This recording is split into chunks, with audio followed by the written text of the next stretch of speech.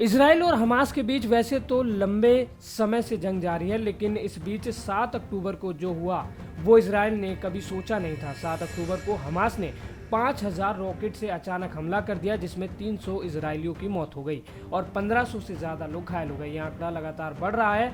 Hamas के हमलों के जवाब में इसराइल ने गाजा पट्टी में उनके 17 मिलिट्री कंपाउंड और 4 मिलिट्री हेडक्वार्टर्स पर हमले का दावा किया है। इसराइल में हुई तबाही के बाद भारत ने इसराइल की मदद का आश्वासन दिया है।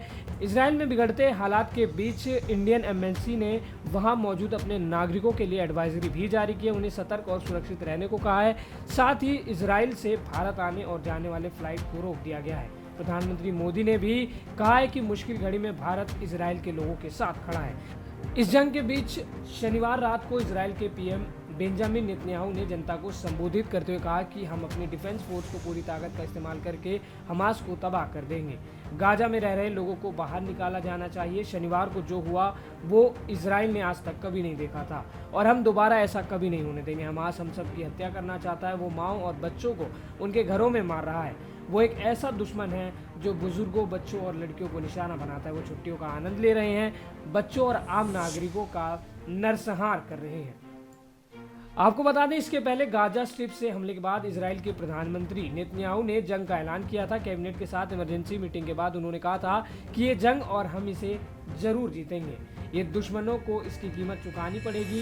इसराइल में जो हालात बने हुए हैं उसके संकेत अप्रैल से ही मिलने लगे थे, क्योंकि वेस्ट बैंक इलाके में बार बार इजरायली सैन्य अभियान चलाए जा रहे थे। तब गाजा ने इसराइल को उसी भाषा में जवाब देने का फैसला किया था, जिसके बाद मई में इसराइल और हमास में छोटी लड़ाई हुई। एक हफ्ते बाद इसराइली हवाई हमले में हमास के 3 नेता मारे गए। उसके बाद बड़े स्तर पर हमले किए जा रहे हैं। इसराइल में हालात इतने खराब हो चुके हैं कि लोगों को घर छोड़ने पर मजबूर होना पड़ रहा है। इजरायली सेना ने गाजा पट्टी के 7 इलाकों में लोगों से घर छोड़कर शहर में बने शेल्टर होम में जाने को कहा है। सेना का कहना है कि वो यहाँ पर हमास के ठिकानों पर हमला करेगी। हमास के आतंकियों को लेकर अल जजीरा की रिपोर्ट में सामने आया है, जिसमें दावा किया जा रहा है कि 1000 से ज्यादा फिलिस्तीनी इसराइल में घुस गए।